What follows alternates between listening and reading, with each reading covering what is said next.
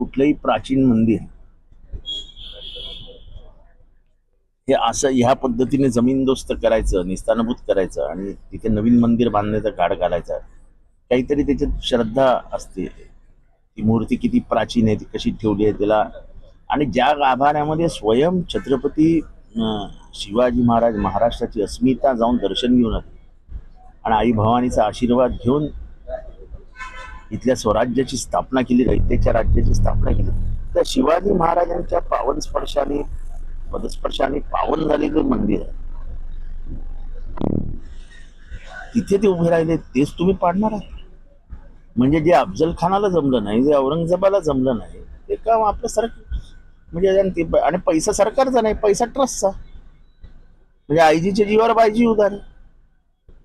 आमचं म्हणणं आहे की भाविकांना विश्वासात घ्या, गावकऱ्यांना विश्वास घ्या. प्राचीन मंदिर तोडणं हे जगाच्या पाठीवर कुठेही झालेलं नाही. किंबहुना प्राचीन वस्तूंचं जतन केलं पाहिजे अशी भूमिका असते. आपण भारतामध्ये प्राचीन मंदिरं तोडायला निघालो. भारताचा इतिहास प्राचीन आहे, भारताच्या इतिहासाला एक अनन्य साधन असं बरोबर. मंदिर वाचवायला निघालं, कायदा सुव्यवस्था देखील निर्माण होऊ शकतो. याच्या अगोदर कालारामच्या मंदिरचा विषय होता, त्यावेळेस देखील तुम्ही तिकडे गेला होता.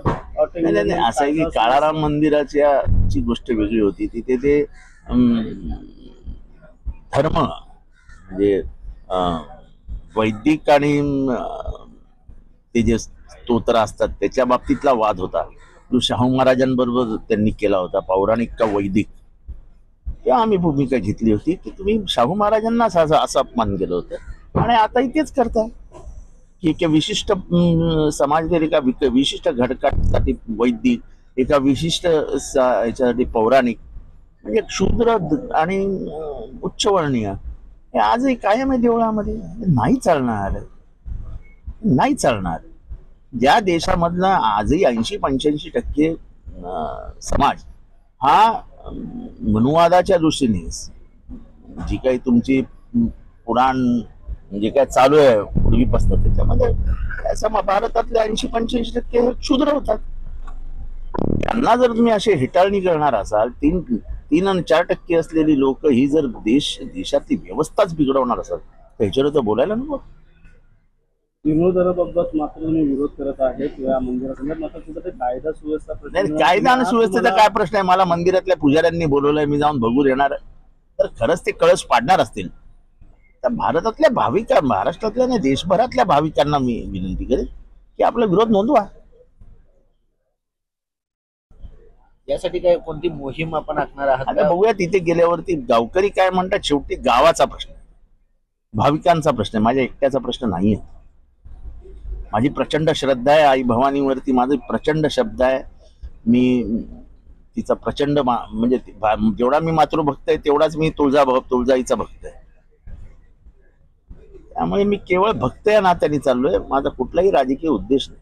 वाटतं यावेळेस आता कुठे गेले सनातन धर्म असतील ते म्हणणारे, विश्व हिंदू म्हणणारे. बघा, मी हिंदू धर्माचा पाठराखण करत असतो. मला हिंदू धर्म कोणी समजवायला जाऊ नका. वसुदैव कुटुंबकम मानणारा मी आहे,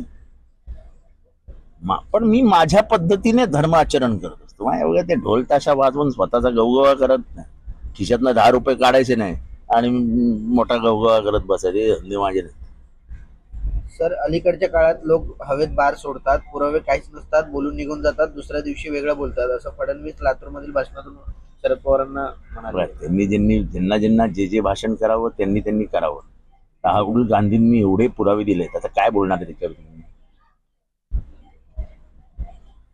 जे शरद पवारांबरोबर घडलं ते काय कॅमेरामध्ये स्टोअर करणार आहेत काय? मला माहिती आहे कोण गेलं होतं, कोण घेऊन गेलं होतं, मला सगळं माहिती आहे. साहेब उशिरा बोलले असं माझं मत आहे. साहेबांनी आधीच सांगायला पाहिजे होतं. ते सौजन्य राखून असतात कायम. आणि प्रश्न हा आहे की आरोप केल्यानंतर त्या आरोपाची शहानिशा करा. ते आरोप खोटे आहेत असं म्हणण्याचं धाडस कधीही दाखवा. तर अनेक वर्ष सत्तेत राहिलेल्या जाणत्या राजाने महाराष्ट्र उपाशी ठेवला अशी टीका मंत्री राधाकृष्ण. हो, त्यांचं पोट बघून मला खरंच वाटतं ते उपाशी आहेत. खरंच ते प्रचंड उपाशी आहेत.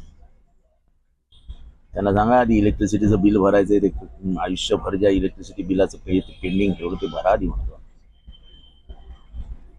तर रायगडच्या पालकमंत्री पदाचा तिढा सुटलेला नाही, पण आदिती तटकरेच आता झेंडावंदन करणार आहे अशी माहिती समोर.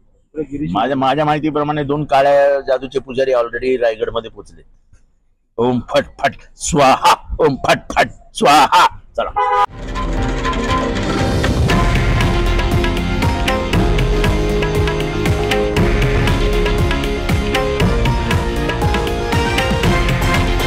हे आहे देशातील नंबर 1 न्यूज नेटवर्क आणि आपण पाहत आहात TV9 मराठी, एकमेव.